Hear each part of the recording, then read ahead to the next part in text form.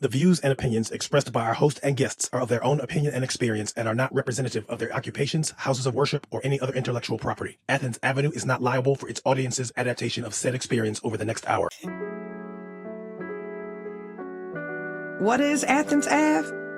Athens Ave is a hangout where the body of Christ can come and wrestle with our witness in the world that is becoming increasingly intolerant to our presence, to our position, and most of all, the praise to our God. What is Athens Ave? It's where we give a biblical worldview on life and ministry and seek to courageously respond to it as it's happening.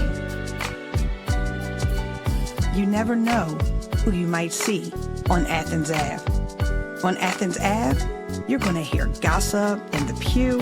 You're going to hear a fight on in this corner. And on Athens Ave, we'll provide wisdom from the men of Issachar. It's always going down on Athens Ave. Make sure you make a right on Athens Ave.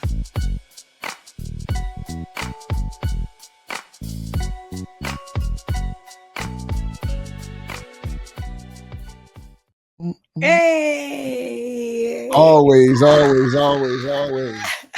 going on? Welcome to Athens Avenue, Season 5, Episode number 8. Oh my goodness! 4 and 4. Oh my goodness. I absolutely love the rhythm. I love the fact that you decided to extend your season to 12 episodes. I think that was absolutely ingenious of yourself. Is that ingenious of you or ingenious of this would be the last episode if we didn't. Can you see that? True. This would be the last episode. But we got 4 more. Well, we got the holiday break coming up, but we do have 4 more. So yes, I love that for us, and I'm so excited to be here. But in true fashion, Dr. LA, I just want to get the party started. And can I say something before I ask you? Can you leave? Before you kick me out? Go ahead. Before I kick you. No, I've been asking. I only kicked you out like twice. Okay. This season? I really think, are we like texting each other our topics before we guys, it's all going to make sense. It's all going to make sense in the wash. Can I excuse you? I don't know what she's talking about. I know. It's all going to make sense. I promise. All right, later. It's just us. Okay.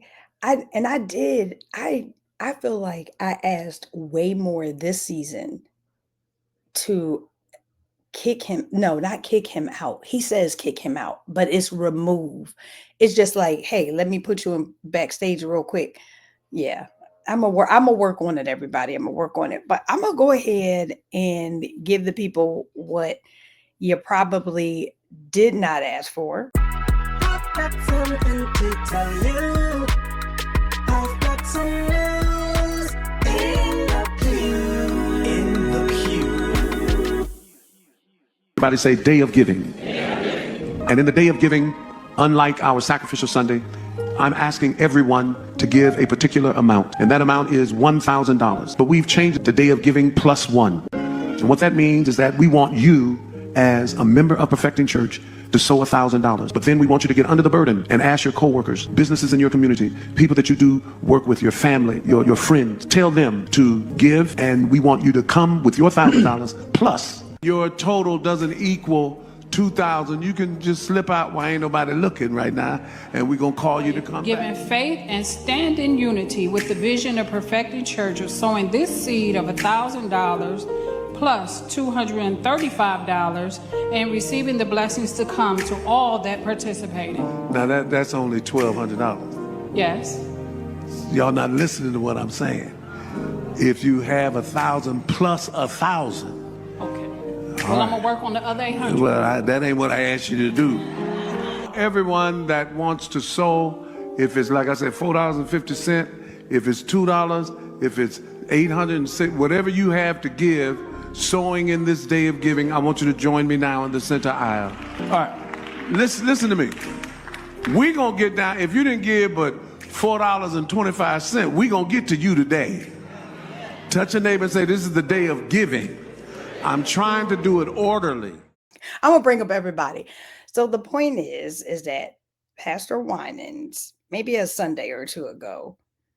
He's been talking about this day of giving, okay? And they wanted to raise $2 million. You, as the member, was supposed to come in with your $1,000 donation, and then you are supposed to partner with other people. You know how we were saying, hey, can you partner with the Athens Avenue on Cash App? Okay, he wanted you to partner with your friends, your family, the postman. It didn't matter to get the other $1,000. So it would be 1,000 plus 1,000. So it should have been 2,000. So that is the premise of this video. And this is very current. I'm telling you, it's only a week or two old. He has gone viral for publicly rebuking this giver and a member of his church. And so I'm going to bring everybody up. Whoa. I didn't even bring you up in any specific order because I figured just as long as I got everybody, in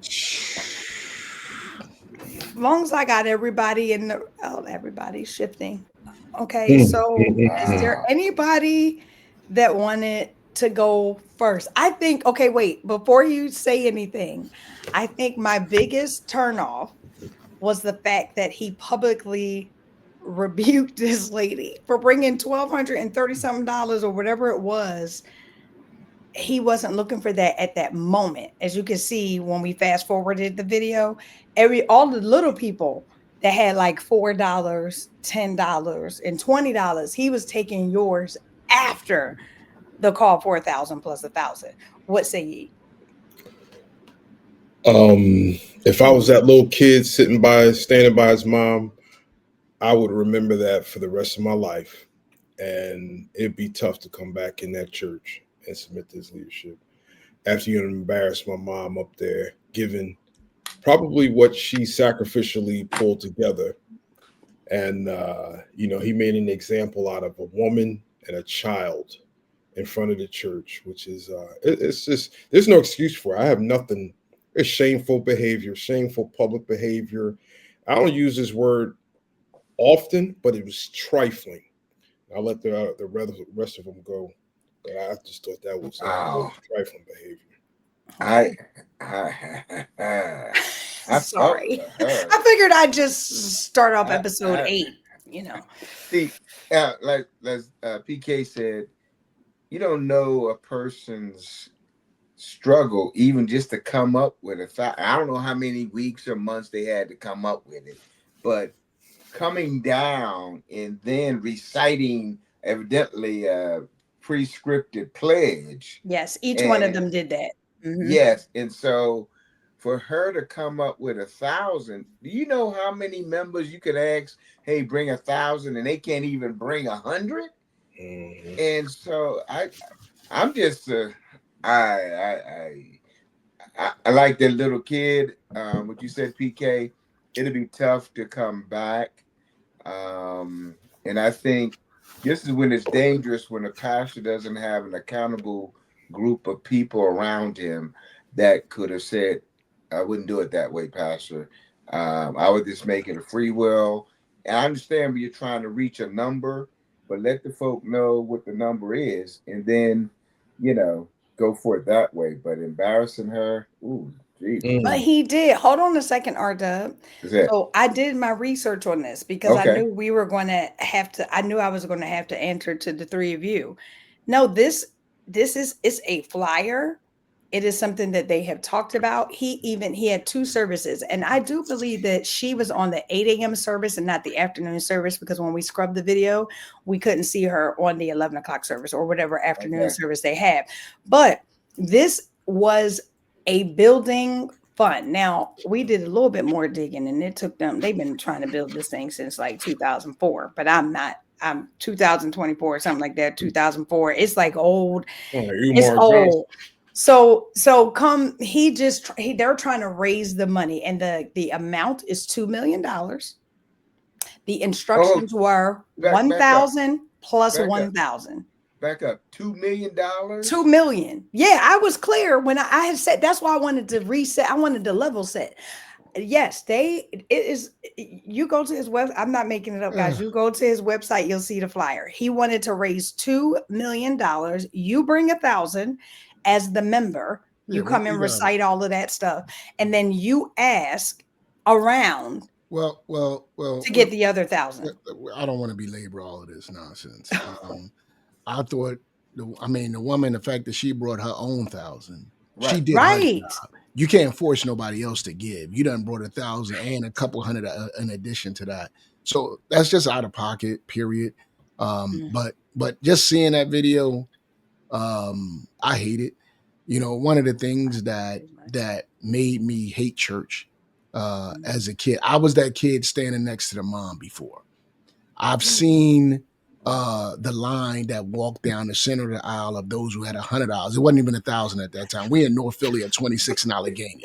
I'm serious. And they had $100 line. They had a $50 line. We couldn't afford it. My mom was getting paid $100 a week, and you want $100, and you had $100 line. And it was like, if you not, you're a peasant. If you can't get in this line, circumstances who were built up, who was walking down the middle of that aisle, they had their chest sticking out, and they was like, yeah, I'm putting $100 up in this thing. And my mom, who was an MC at the church, she the leader of the ushers in church, but she didn't have the money. She's a single mom with 3 kids trying to do it. She was embarrassed she couldn't be in that line. I was embarrassed that she was embarrassed, right? And to this day, the reason I never want people to march around a church and give is because of that experience. To this day, I've been pastoring 21 years.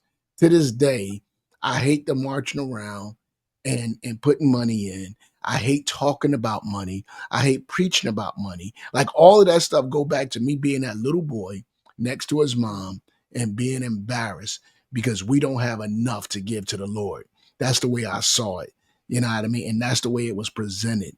And so it hurt then. And watching this video just opened up a whole lot of wounds for me, seeing that. It makes me lose respect. It ain't biblical. For sure. And it's just nasty. It's ignorant, it's greedy. And to me is just embarrassing. It goes with every stereotype of every non-believer and every non-churchgoer of what they got to say when a video like that go viral. I hate it. And you know what? And I'm going to end this because I don't like getting you guys riled up, but that is a very real place. And that is why I bought this here, so that we can just clarify, because listen, that's not what everybody's church is doing, but every single comment. And I researched this, like I went through all of the blogs. I was on all these different websites. Every person said, and you still going to church. And that's all they do is steal your money. And so like this, we don't need this kind of stuff ever. But like during the climate of the world right now, this is just, we want people running to the church, praying for what's going on in our world. But now I actually am shocked. I am shocked that Pastor WINANS is the one going viral for this. So did anybody want to ask any little tidbits before I go? No. Yeah. Wouldn't it be amazing that the Lord brings her to church the next week with the additional money plus, and just show her faithfulness to the Lord despite this man's behavior? But here's the thing. See, now you're making this segment longer than it needs to be. I am not now inclined to give my money to any man of God that is supposed to be my pastor that publicly embarrasses me for it's a gift. It is a offering. I wouldn't bring that $800. And as a matter of fact, I would have walked up and took my 1,000 and my $235, and he wouldn't have had neither one. So that's that, guys. We're going to a commercial break. We'll see you when we get back. Thank you for visiting Great Commission Church. We are a church that loves God and loves people. We are informal because we consider one another family. And family cares about one another, and it's our desire to help build up the men, the women, and the children that God sends us. We also value community, and therefore we dedicate ourselves and our service to helping those in need. We invite you to come as you are and begin a new journey of growth and spiritual maturity of discovering your purpose and walking in your calling. I'm Pastor Anderson, and I look forward to meeting you in person. We had to take a moment with that last video. I'm telling you, I'm not trying to take y'all out. I'm really not, Dr. LA. I'm sorry. I hear you. Oh my goodness. But y'all know what's next? It's my next and my most favorite. This is definitely my favorite co-host. It's my favorite co-host, okay? And it's my favorite segment. So I'm just gonna bring him up. Hey R-Dub. Hey R-Dub, how you doing? You know they don't like it when I say you my favorite, though. You know that, right? That's all right. They'll get over it. I think Pop should be everybody's favorite. Oh, everybody's favorite. Gosh, Who's your favorite Pop? Who's your favorite Pop? R-Dub like but that. See, well, first Darth of all, Vader. Tell Darth Vader that's cool. Exactly. He came in here look, I see the i3. Shout out to AI. Shout out, that is the only the man we recognize as, he is the GOAT in Philadelphia. So I love that. But you look like you fitting to fight for real. I'm telling you. Look, he ain't got no glasses on. I'm ready to go in the corner. We ain't got no hat on. The two of y'all are ready. So let me just go ahead and bring it out, because I feel like God got me to start that first video. Oh Lord. So y'all could talk about this. Should tithing be required? Now, who wrote this question? Is this a guest question, Dr. LA? Yeah. First of all, this is a trifling question. So whoever asked this, everybody should be tithing. But let me not be in this corner, okay? In this corner.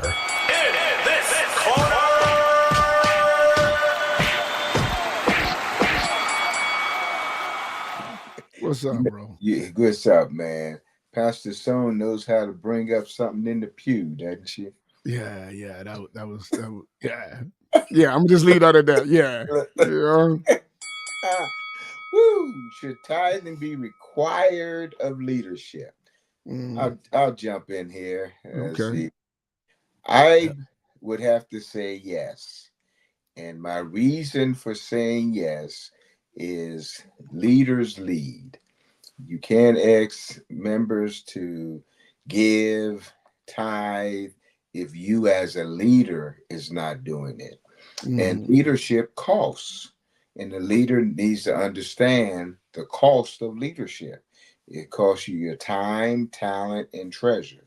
In the event a person say, I think tithing faithfully and regularly is also a faith thing. And before people say, well, tithing is Old Testament, listen up, folks. Abraham gave Melchizedek 1/10, not just one moment, one paycheck, of all his wealth, all right, as an act of worship.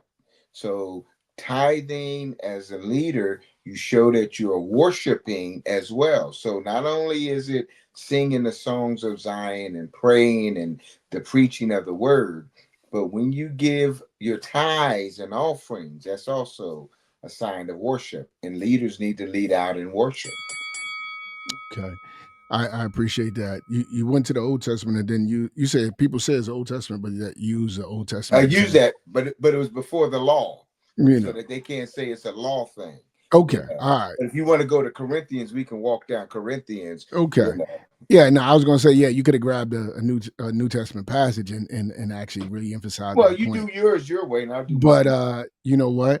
I think the Lord loves a cheerful giver. Yes, He does. To me, tithing is the starting point, not the finish point. And so to me, tithing is the minimum. Giving God back 10% is the minimum. I think leaders should do above the minimum when it comes to leading. I think, so this idea of should they tithe, I don't know what that consists of. Everybody should tithe. Everybody should, and again, you got churches that may not believe in tithing. If they don't believe in tithing, that's a total. Well, how do they give? Are they generous givers? Do they communicate what they give? I think that's important. I think giving is very important. I think it does start at the top. I think it does start with leadership. I don't know if you can preach about giving and not give. I don't know if you can teach about giving and not give. I think that would be hypocritical to do, to try to get someone to do something that you're not willing to do yourself. So yes, I think giving sacrificially should be required of leadership, should be required of membership of a church. Is it tithing? If the church supports tithing, I think the Bible supports tithing. But if the church does not, if the church does see it as an Old Testament a concept, because they missing some things, I'm not going to argue about the tithing, but I am going to argue about giving sacrificially. For the Okay. woman who gave the 2 minas, she gave sacrifice. She gave all she had, right? It is, as you say, I think it's more of a faith issue than a financial issue when it comes to giving. But it's a Holy Spirit driven issue. So I think no matter how much you preach on it or teach on it, I think it's not so much of preaching and teaching on tithing and giving passages as much as it is maturing the believer so that they can fall in love with the one who saved them, who died for them, who redeemed them, who actually provide for them on a daily basis. And then they will have the love to give sacrificially. I think sometimes when we hammer the tithing or we hammer the giving, right, as opposed to hammering the growing, they still don't give because they see giving as something you're talking about, you're hammering about because it's money that you want, as opposed to, you know what, it's nothing I wouldn't do for those that I love, right? And I think we all could stand on that. You would give all you got, the shirt off your back, to those that you love. And so I think, the lack of love for the Lord plays out in the lack of giving from the pockets.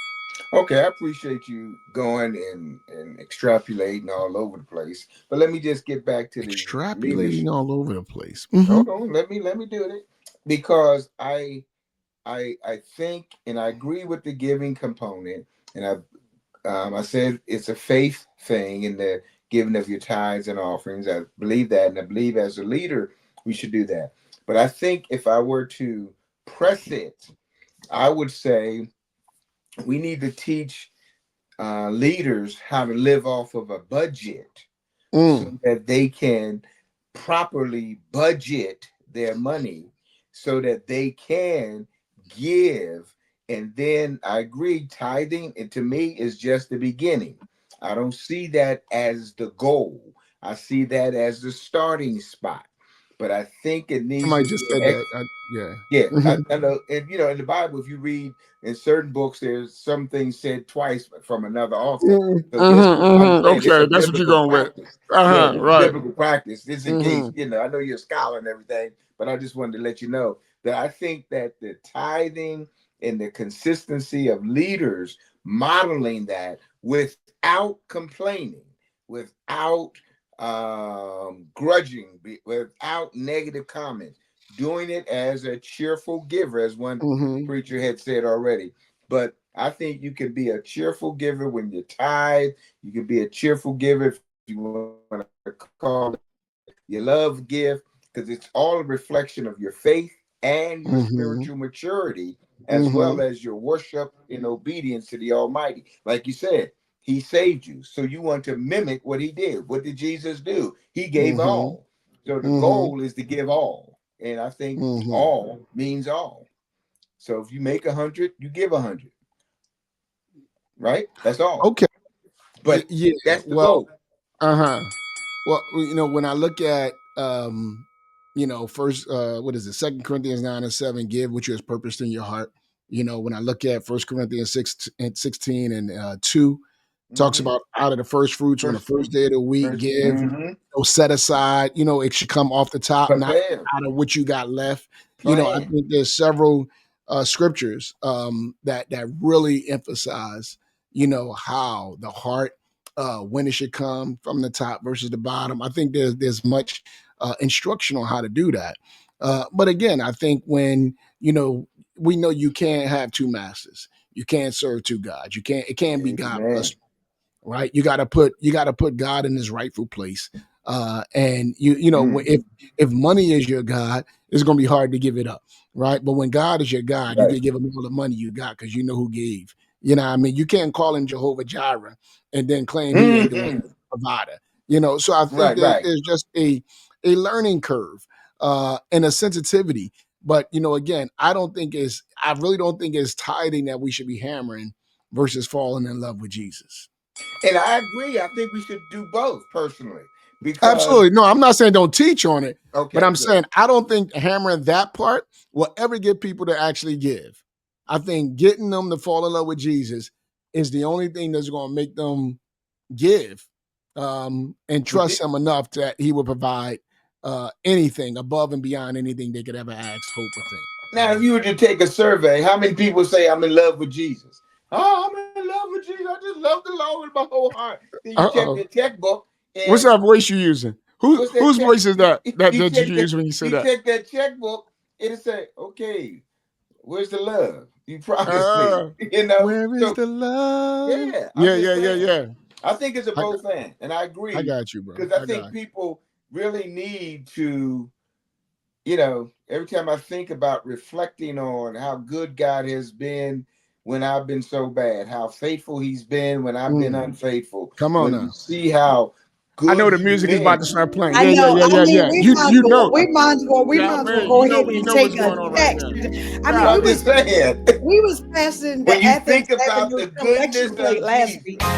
And all he's done for me. My soul, Okay, let me go ahead and bring up PK. Where my brother at? We know that there were good sides on both. We know good points on both sides.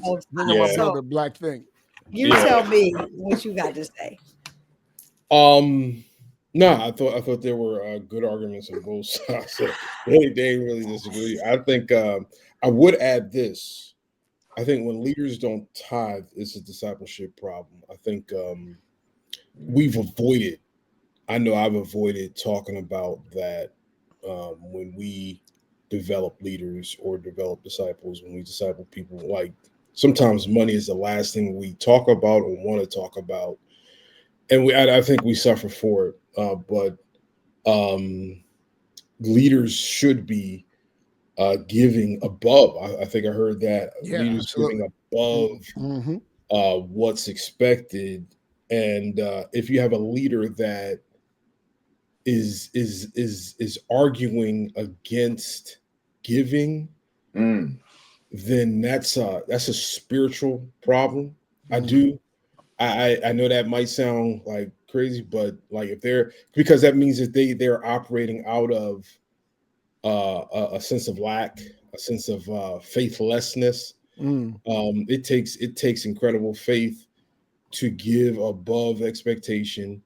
And if someone is in your local body who operates like that, then that permeates through other areas of their lives. You know, I do want to ask a question that I heard in the dialogue. It says, "Make $100, you give $100." I want to know how that works. Yeah, I didn't understand that either. I didn't understand it either. I didn't know what he said. I was wondering that as well. I'm like, I didn't understand that either. We said that the goal is to give him your all. And if you make $100, the goal is like the widow's mite. He gave all. Don't try to cut me out. Don't pay bills. And all she had to live on. That's the goal. Okay. Can I ask a question though? Okay, now that all the pastors are on this platform and on the stage, I would like to see you guys debate a topic that just talks about general offering, because the common misconception is that the pastor is taking all the money. I mean, we just saw a clip. What? And everyone, what? We're going to have to put that meme in there. What? The consensus of people who have either been hurt by church or who just don't go to church, they think that the lights are free. They think that the gas is free. They believe that when you bring guest speakers in, that is also volunteer. They don't understand that there is also a business to church that we don't like to talk about. I heard you say that we should talk about it more. So should we also discuss just the importance of helping the church run? Well, I think no. I mean, nobody. I mean, again, and then you got people who just don't come to business meetings because if you Oh, come to the business meeting, you'll see where the dollars is going. You'll see the uh-oh. lack of dollars are going. You see how churches end up in the black versus the red. Like you would just see it if you just showed up at a business meeting and your church had transparency. Our church got transparency. We show where all the dollars go and where all the dollars we don't get go. Like the Mm. truth is the truth, And so there's a whole lot of cost to this, and we're not selling fish dinners. We're not giving bus trips to the casino, right? We're trying to depend Woo! on Sound like tithes and offering personal. of people. Okay. He was actually doing good until he got to the casino, but he's not lying about that, y'all. And I love banter behind stage, in front of the Mm. stage, and all of the things. So we are up with the Men of Issachar.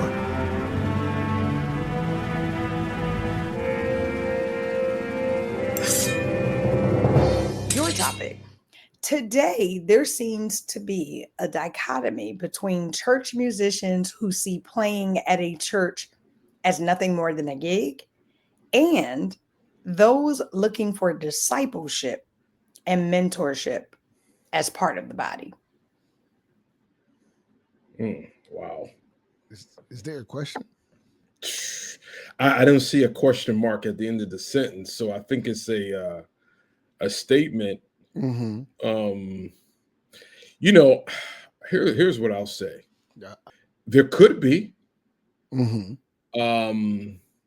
I think many times what is expressed and what is reality is two different things.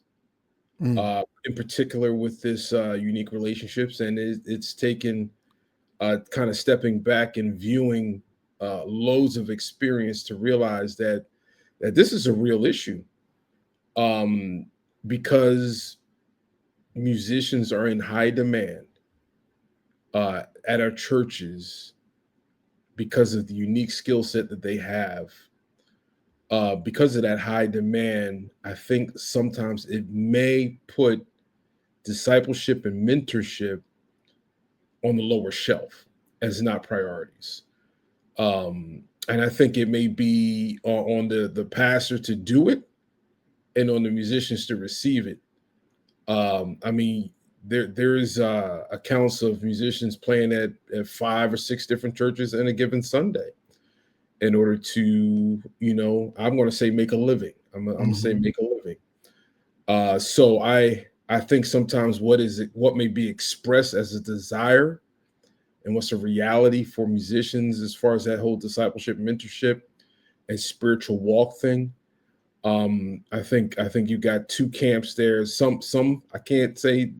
I think some for some it's what they want, but I think sometimes the reality is much different. Well, yeah, I think these are two different individuals. Mhm. I think there are some who may have grown up in a church and play for that church and see their giftedness as a ministry. Mhm. But because there are so many that's getting paid for it, Mhm. they don't necessarily see it as a ministry. They can see it as a gig. Yeah. And as you said, you have somebody playing 3 different places on Sunday. They're not Mhm. looking to be mentored at all 3 of them places. Yeah. When the message is going, they're going. You Yeah. know what I mean? Message going on and they getting going, or the message on and they're on their phone or whatever the case may be, because Mhm. they're not there for a word. They're not there for nothing else besides to play and get a paycheck. Yeah. And that's real. Yeah. So I think it is way too late to go back to anything. But I think it's interesting that you got so many. I know pastors who are bivocational, who Mhm. churches can't afford to pay them. They don't run to 12 different churches to preach to try to get a paycheck, Mhm. right? They're still shepherding their church, they're still passing their church, and they go get a job somewhere in order Yeah. to actually, This is compensate appalling. them and to support because they see their ministry as a calling. They see it as God called me to be at this place of worship, and I'm going to serve and I'm going to give, but they can't afford to pay me what I believe I need to live off of. So I got to go get a job. Yeah. Musicians, they don't. I don't know many who look at it as, oh yeah, I'm going to just go get a job, another job, and just work at my church because this is where I've been called to minister and I've been called to be pouring into. It's like, no, I could play here and I get this. I go play there and I could work, this one day, or I could do the 7-day Adventist. I could get a Saturday in. I could work there. I could work here on the Sunday, get my money, and boom, and I'm good. Off of my gift, as opposed to I'm going to go into another job and get that money. But I think, not only do they have an agenda, I think the church have an agenda too. We know, I mean, we've been doing this for a couple of decades. We know, there's a different relationship between somebody who's coming in for a paycheck and they're just employee versus somebody that's a member, right? Who you're actually, they're also their pastor, right? Absolutely. And when the lines get blurred, go ahead, you can speak to that. No, I was. It's funny as you were talking. Think about this question. I had a statement: keep clear barriers or boundaries between this role, because it can become messy. Mm-hmm. It can become messy. And I would say this. There are some individuals that are tougher to disciple than others. Mm-hmm. And I wonder if, and I could be wrong, if musicians are difficult because of the situation around they're making a living, and just the sometimes the transient nature of musicians having to, go from one spot to the next. And it's an interesting, creatives. And I don't know that there's any research, but I just wonder, are creatives a group that's a lot more difficult to disciple? Mm-hmm. Just simply because they like, to be creative and outside of the bounds of some structure. And I could be generalizing, but Well, no, I think there is some validity to those who have the creative being and art. I mean, I've been in the music business, so I always talk about artists, and artists can be real sensitive about their stuff. So our artists can be challenging, but I think there's also a power dynamic, right? When I'm in demand, how much do I got to listen to you? Because I could go get another gig. I could go play somewhere else, right? And so, again, when I'm looking at it as a gig, I feel like I got a certain amount of power because I always got another place that I can go to, and I can take my talents to South Beach. I can go somewhere else. So there's always that issue if you don't feel that this is my place of worship, if this is my home. You always, I mean, as a church, as a pastor, you got to be on a swivel. I don't know how long this person gonna be with us, right? We got to sign a contract for a certain period of time because they can get up and leave at any time. And then we're looking for who's our next musician because they're not members of your church or of your flock. They have no seed sown in the ground that you're on, right? So there's going to be that dichotomy between which one do you even want?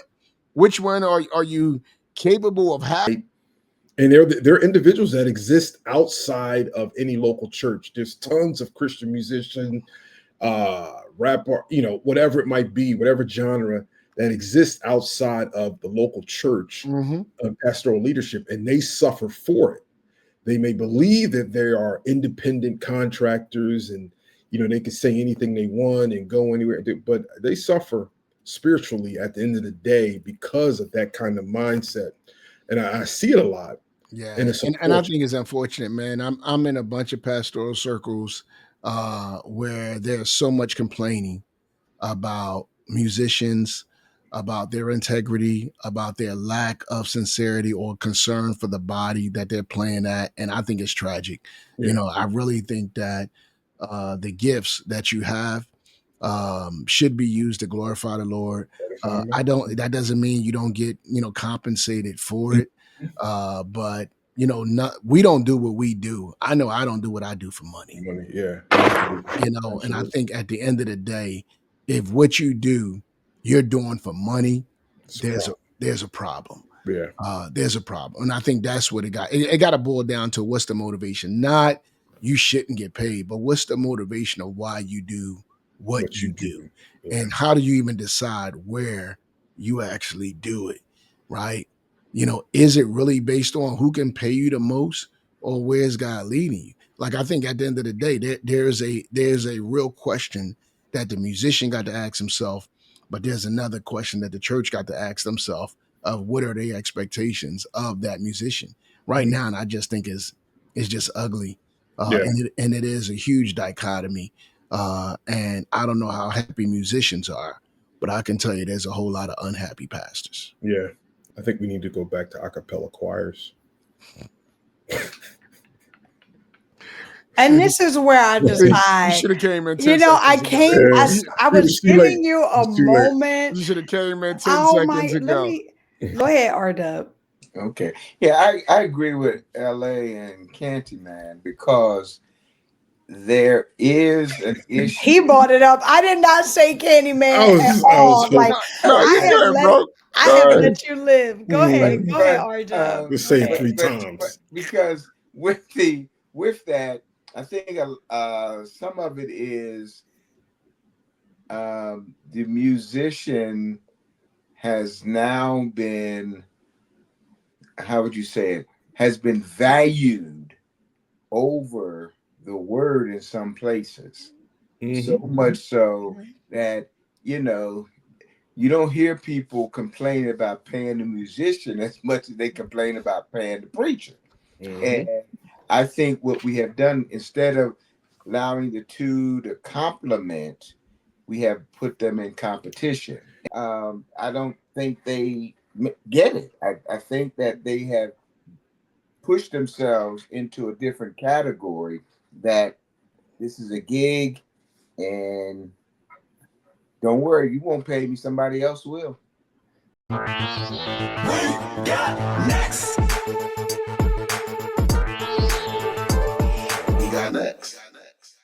And we are back. This is my absolute favorite segment. I mean, judge somebody else. So I'm going to go ahead and bring up D first. Is that all right if I bring up D first, everybody? I'm going to go ahead and bring up my man D. Hey, what's how up? you doing? I'm okay. How are You you? okay? You know what? It's better to be seen than viewed. And as Allie B says, I'm going to say before she says it, I will not complain. Yes. Did you have a good week? Yeah, it's going. It's going. How you enjoying the season? Before I bring up Allie, how you enjoying the season, your segment, all the segments? How's Athens Avenue going for you? I think it's going good, It's good to get another season down. We back. People seem to be enjoying it. So I mean, that's what we're here for. I love it. I love it. Let me go and bring up. Hey, Allie. Hey, y'all. Hey, How y'all. you doing? I am good. I'm blessed and highly favored. So I can't know complain. that is right. See, she said, I told her she was going to say it. She can't. She is like such an old soul. I mean, I can't complain. Life could be different, but I just won't. I love that. So I'm going to ask you the same question. How are you enjoying season number 5? This season is popping. We are turning up the season, and I love that for us. So yes, we are really lit. So let me go ahead and just get started, okay? As a young person in faith, which I absolutely love this question, how do you deal with church discipline? And can I ask a question before y'all start? Are you talking about like church discipline from like the pastor? Or are you talking about the elders? Or are you just y'all going to talk about everything tonight? I feel like the pastors to start, at least. Okay. Oh, to start. Let me excuse myself.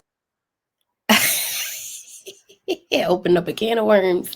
I don't know. I feel like with this one, as a young person in the faith, I feel like I deal with church discipline kind of like how I've dealt with any other discipline. I personally have had my own, incomings with church discipline. And it felt like any other discipline I've ever received. Like I owned it, I deserved it, and it sucks. I ain't like it one bit. But I mean, what can you do? Like it's not like I would fight my mom back, so I don't really I wouldn't really fight the pastors back either, you know? Yeah, I feel you. I mean, I think I'm a little different when it comes to discipline because not that I'm saying I like to be wrong, but I don't feel good when things are right. You feel what I'm saying? So like Okay. I I welcome all discipline. I welcome all correction. I want somebody to be on top of me, telling me things to do better, ways to improve, ways to correct myself. Like I like when somebody says like I got such high standards for myself. Like if somebody tells me that they like proud of me or like say good job, I'm like good job. Like I'm not doing nothing to my standards yet that I want to Mhm. be doing. Like I'm far from the man that I want to be. You know. Right. I mean, I can feel that. I don't know. I think that I don't like discipline at all. I don't necessarily like to be told that I was wrong. I don't necessarily like I can take constructive criticism, but it has to come from a place that is not I don't like confrontation. I don't like combat. I don't like it. So if I I feel do. like the discipline, oh, see, no, I am not confrontational at all. And if I feel like it's coming from a place of like negativity, I don't negativity might not be the best word, but it feel like it's coming from a place of intensity, I will immediately shut down and like, okay, if you Doesn't say matter so, you who know what I mean? disciplines you. No, Okay. no, I just don't like it. So I will immediately shut down. I will withdraw. I will just not be there. But I understand that it's necessary. So if it's coming in a space that's not crazy, so to speak, all right, cool. I'll take it. I heard what you said. Um, but yeah, it cannot come. I don't like confrontation. It cannot come crazy. hmm So who? I'm guessing. Do you, so I don't know. You gotta find a person that you're welcome that you welcome. Like I mean I know you got like friends or whatever in your life that is like Mhm, yeah nah like you check me type like mhm, that you allow. So you gotta I guess get that person. That person is necessary. For your walk. You know. right. Right. Um, Definitely is. But with that person, I'm choosing someone that I know is going to correct me and hold me accountable in a way that I am going to receive it. Because mhm. discipline is necessary by all means, but if it comes in a way that is hard to receive, I don't want to hear it. And I'm not going to receive it in the way that it should be received to the point where I have to go and look at myself and I have to actually take accountability for whatever it is. But if it comes in a way that it's hard for me to receive and hard for me to digest, it's not going to go the way you think it's supposed to go.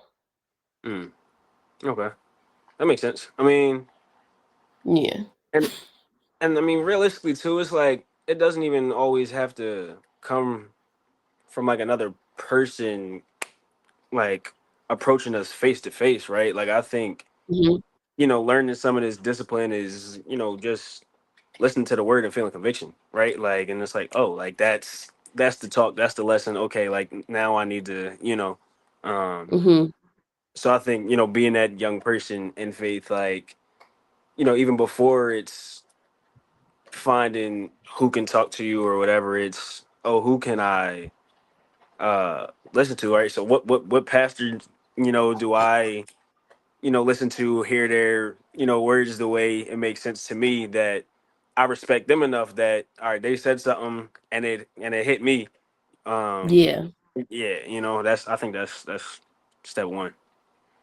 It definitely true. I mean, again, coming from someone who has been on their share of church discipline, I can appreciate, like you said, the way that it was the way it came. and it was presented to me. It was presented in a way of love. So therefore it immediately, makes you take a step back and think about what they're saying versus like that immediate scolding of you shouldn't, the Bible says, like, okay. But keeping in mind, like with the discipline, there has to still be some sense of humanity and grace and mercy in it. Like discipline doesn't have to be harsh. It doesn't have to be like there's a punishment, right? There's a consequence, but it doesn't have to be mean. It doesn't have to be loud. It doesn't have to be nasty. So I think discipline, the word discipline just has such a negative connotation behind it that it immediately makes someone like defensive and put a guard up. And it's not always that. It's not always necessary to do all of that. So we need to make a new word besides discipline, like a get back or a revert. Okay. I have so many comments about your comments. She was like, Darius was like, he was like, well, some discipline is good. And you was like, yeah, no, but it just depends. Okay, listen, I'm out of it because y'all know I know just a little bit about it a little bit. So thank you guys. I cannot wait to hear what the pet. Now you know R Dub's gonna have something to say. We're gonna go ahead, we're gonna see y'all and in our next episode. I can't believe it's rolling. We'll see y'all later. Peace. See ya. Well, guys, yes, at? this squad is here. So this is We Got Next. You saw the question. As a young person in faith, how do you deal with church discipline? What do you guys say about the topic and what they talked about? Well, I can go first. I'll just read a passage of scripture. Hebrews 12:11. 12 and 6. Oh, 12 and 11. Okay. No discipline seems pleasant at the time, but painful. Later on, however, it produces a harvest of righteousness and peace for those who have been trained by it. I'm just dropped that truth from the Bible in a discussion. Let you guys, R Dub. Yeah. I want to walk very, very lightly on this one, but I just wanted to drop that in the discussion. That's Bible. Discipline done right does produce change of behavior and attitude, and I appreciate what they have shared. I've never gone through church discipline as a quote unquote a young person.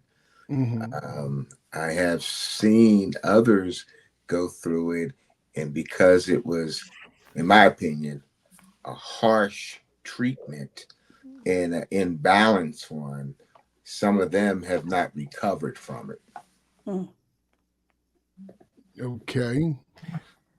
So I was on PK's side of starting with scripture in Hebrews 12 and 6. The Lord disciplined those who he loved. So there is discipline is biblical. And if it's done well, meaning that we're speaking the truth in love, then there's a way that we go about consoling someone and confronting someone based on what they're going through. And if you do it well, it's received well, and so it all depends. I mean, I remember when I first became a pastor, I'm talking about one of the first things I was asked to do was bring up these two pregnant young ladies in front of the church and tell the church, that these two ladies have sinned, and I refused to do it. Because I said, I don't know who else getting busy. The only reason we know they getting busy because they pregnant. They ain't doing it as well as the rest of y'all, And so I refused to call them out on that situation. I mean, I had talked to both of them. They knew where they was at, but I didn't feel bringing them to the front of the church was something that I would be willing to do. And I was willing to say, hey, well, I can't be the pastor if that's what y'all want from me, because I'm not doing that. So I think there's a way to do it, to do it well. I think you and whether or not you're talking about a young person in age in the faith or a young person in faith, because I treat them all the same. Because you could be young in the faith, but not young in age. And so again, when you see them doing something, it's a way to do it.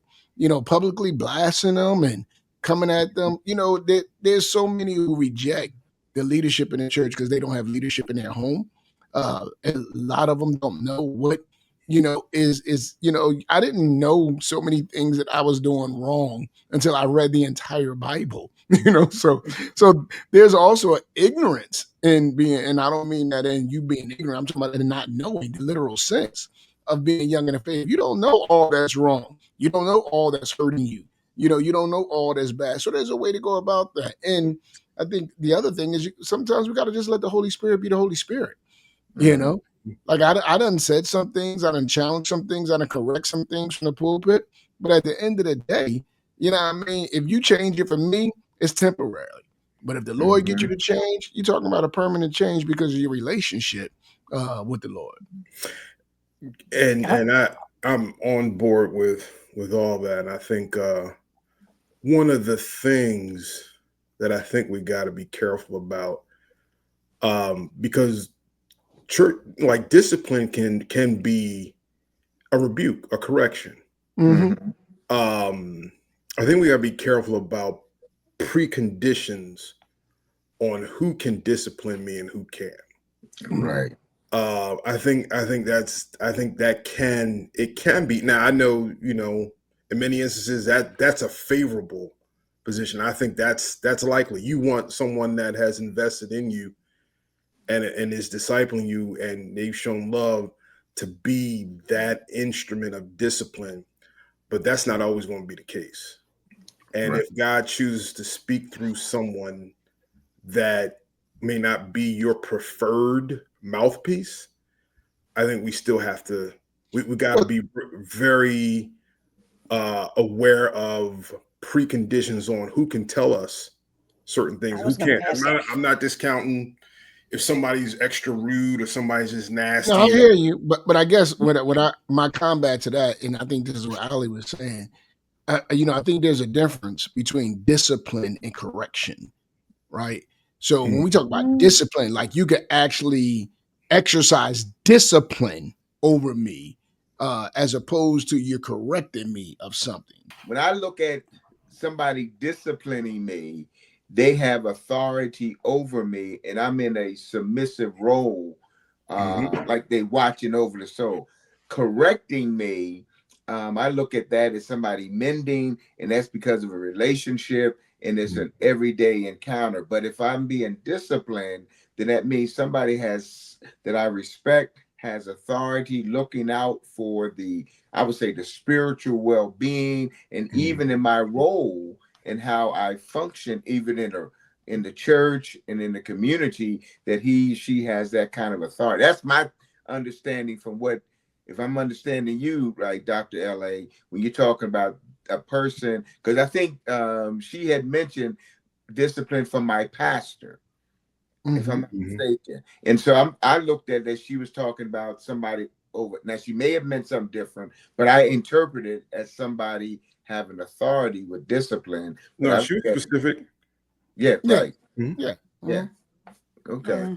Well, the We Got Next definitely kind of give us a little breather in between, because this has been a little intense this episode. It has. You know what I mean? This episode has been intense, but I know it isn't intense, guys. What's and that? it's my favorite segment. You already see what's on the screen. It's on the spot. Even though Dr. LA came in his full-fledged boxing gear, the hoodie, and all of the things. Yeah. Yes. So we're gonna go ahead and go to our guest for tonight. We'll be right back. Al Green is a self-taught herbalist born and raised in Philadelphia, Pennsylvania. And let me tell you something, he getting right to it in his bio. This is one sentence, okay? He is committed to spreading his message of health and wellness. So I was like, is it wellness or is it wealth and wellness? So I want to just bring him up because I have questions too, but I'm sure you're going to ask him. So we're going to introduce to some and present to others none other than Mr. Al Green. Hello. Yo. Welcome to Athens Ave. Welcome to the spot. When we talked about diverse guests, I don't know if there's a more diverse person than you. Yeah. This guy think he's the smartest cat on the planet. He might be. We don't know. We'll you see. know, he's a well-read guy. You know what I mean? He does pride himself in learning. Although his bio is short, I will say not only is he my first cousin, he's the other half of what we called nice and nasty back in the day. Nice and nasty. Oh, I love that. That was the two of us. I love that. He always claimed to be Mr. Nasty, and the way life showed us, I became Mr. Nice. But I don't know if it was always that way. Oh my goodness. I don't know if we're going to be able to keep this in for the people, Dr. LA, but okay. He's also a fat cat, from way back. And he liked that, But we got you on here today, with the new moniker Al Green. Tell us, who is Al Green? Because when I think of Al Green, I'm thinking, that's what I thought too. I thought he was going. So, but you done took Al Green to another level. Tell us about Al Green. Tell us how Al Nasty became Al Green. Yeah, that's tell me that. Back in the Fat Cat days, I was known as Al Nasty, and that would be that book wouldn't be inspirational. It would be have to be censored. So Al Green is. I went from nasty to green because I'm a herbalist. So now everything that I do is green. So if it's the herbs, if it's just health, if it's making money, it's really about embracing, natural. And I took the moniker from the singer because I'm spreading love and happiness, and he is one of my favorite singers. So it just felt as a natural change to go from nasty to green. Okay. I like that.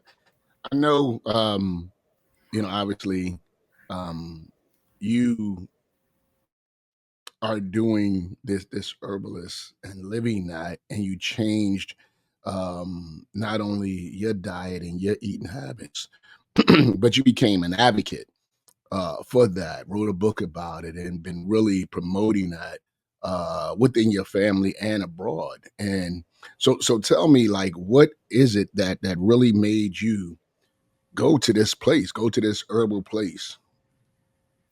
That's a good question. It started, I was diagnosed with sarcoidosis back in the 90s. And what is sarcoidosis? It's an autoimmune disorder that at the time they didn't know anything about it. When I had it before I even knew anybody that had it. But over the years, some notable people, say Reggie White, the football player, Bernie Mac, both of these people had sarcoidosis. And though that might not have been the primary cause of their death, it was definitely a factor, So they had me on prednisone for over 10, 15 years, which is a steroid that breaks down your body. And even when my symptoms resided, they would have me keep taking this prednisone and told me I would have to take it for the rest of my life. So my goal was to get off of the drugs because I felt like it was affecting my body, breaking down my bones, making my stomach lining weak. So I found a book. Well, actually, I saw a speech by Dr. Sabi, who was a holistic doctor from the Honduras who treated left eye. You might have heard of him. But he said that you could reverse your health. And then I found another book that said if you stop eating dairy and take high-grade fish oil, you can reverse autoimmune disorders. So first I tried that. And then within 2 weeks, my sarcoid symptoms were gone totally from my lungs. I had it in my lungs and in my legs was where I was affected. So within 2 weeks of stopping the dairy and taking the fish oil, my lungs were restored. And I had a history my whole life of asthma, bronchitis. They told me when I was growing up, you remember I was allergic to dust, if that's a thing, So that was my history. But it seemed to be really related to dairy. That's what got me started. And once I reversed the sarcoidosis in myself, I felt like I couldn't keep it in. I appreciate that. I know, when you hear, the wellness doctors and the wholeness, and when you don't know these people, like you can see that video of Dr. Sabi, and it's like, yo, man, are these cats quacks? Like, I don't know what they are. I don't trust them. I don't know them. But when you did it, it became human. And I remember our conversation. You was like telling me, like, oh, yo, your body is a temple, right? You believe that your body is a temple, and God has created all of these things to heal us. And so I felt a level of conviction that I had to talk to you, because we our bodies are temples, and we are meant to treat it well and be good stewards of our body. And so you got me on that spiritual vibe of being a good steward of my body. You constantly talk about your body can heal off of the natural things that the earth and the Lord has provided. Talk to me some about that. God has provided everything that we need here to survive. What got me started was when my mom transitioned in 2014. I was the main caregiver of her. So I was taking her to all these doctors. They're giving her all these drugs, but they never addressing her diet. Matter of fact, they telling her to eat whatever you can just to feed these drugs that they're giving her. That's tearing up so many things. And even in the end, my mom's body shut down from the scarring, from the radiation and the chemo from previous cancers and things like that. So that's as a dedication to my mom, and with instructions from your mom, I decided my mission would be to just be that. Tell me about what you would think is one of your best cases of people who you've helped with this process. We have a family member who was HIV positive, and he started taking my herbs. And his lifestyle, as far as his diet, is not good at all. But he started taking he stopped taking the HIV medicine they were prescribing and was taking my herbs for about a year. Mm-hmm. And he went in to get his little annual checkup or whatever he goes in for, and they drew his blood and all, and then they call him back. Hey, we need you to come back. Something, the labs must have been wrong or something. I reversed HIV. Now, and I have other cases of hepatitis with the same thing, and then people with cancer and diabetes, I've helped, and they haven't had the reversal of thing, but it's really because they didn't really take to the methodology or take it like, I'm a healer, but I show people how to heal themselves. The body's always trying to heal itself. We're in the way. So I offer knowledge and products, natural products that will support the body in doing just that. I know you've dealt with, the health and emergency situations and people dealing with health crises, but you also just deal with, hey, look, just to be healthy, here's the things that you should just do on a daily regimen. Talk to me about some of those things that we should just do just to be healthy from a naturalistic sort of way. What we do as soil, we take a plumber's approach to health, meaning we cleaning out the pipes. So for instance, when I wake up, I drink a fresh juice smoothie that I make myself. And what I do is I put maybe about 4 or 5 different herb combinations in that. So from the first time I rise, the first thing I'm putting in my body is God-given fruit and herbs. So then for the rest of the day, I'm conscious to what I'm putting in. And I'm not, I used to be really anal, about, oh, no. But now I still don't eat meat and things, but, I'm still addicted to sugar. I have a sweet tooth. So, but these things in moderation, and I'm making sure that I'm doing way more good than any little, say some late night cookies really can't. By the time after that, my body is really going. But me, I only eat one meal a day usually. one hot meal. The Okay. rest of my meals is fruits and juices, smoothies, nuts. You know, I'll eat a raw, just get a cucumber or a red pepper, and I'll just eat, not hot pepper, but just, Right. I've become accustomed to just getting the raw vegetables. So here, I live in the Dominican Republic now, so it's very easy. You know what I mean? I get out walking down the street, crack a coconut for like $1. You know what I mean? I'm drinking fresh coconut juice. So, and I just made it my lifestyle. Well, how can somebody get your products now? How can somebody consult with you? Is there a contact? Is there a website? What can they do now if they just want to talk to Al Green about how to be more healthy? My phone number is, they could call me, but right now I don't have a website, but I do have a YouTube channel. You can get my products in Philadelphia at Black and Nobel at 4th and South. They're the only people that carry my stuff in Philadelphia. My company is Soil, and the acronym is Stay Organic, Ingest Life. And what we're doing is healing through nutrition. So it's not drugs, it's not medicine, this is nutrition. So I changed the whole company, and now I offer all of my products in challenge packs, which is a 8-day challenge. I like the way both of your heads said. So with this challenge, you would take with any of my products, you would take 2 in the morning at 8 in the morning, 2 at 8 at night for 8 days. And then if you don't feel it, you can call me a quack. But we appreciate you coming on the spot. So you got a couple of questions you want to ask? I do. Well, first of all, this was very educational for me. So I need to do me an 8-day challenge pack. Okay, I got some fun questions. What's your favorite color? My favorite color is green. Oh, everything's green. I knew you was going to say that. I knew you was going to say that.